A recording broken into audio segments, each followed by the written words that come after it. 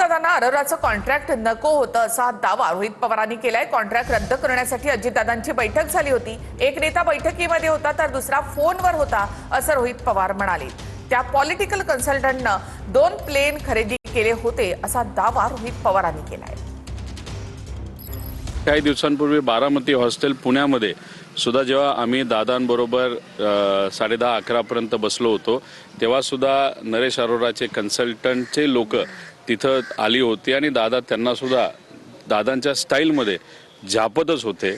आणि 27 तारखेला सुद्धा नरेश अरोराच्या वतीने नरेश अरोराला कॉन्ट्रॅक्ट तसाच ठेवला गेला पाहिजे। नरेश अरोराचा शेकडो कोटीचा कॉन्ट्रॅक्ट जिवंत ठेवून त्या नरेश अरोराला तिथं पैसे दिलेच गेले पाहिजे अशी भूमिका काही ठराविक नेत्यांची 27 तारखेच्या बैठकीमध्ये होती।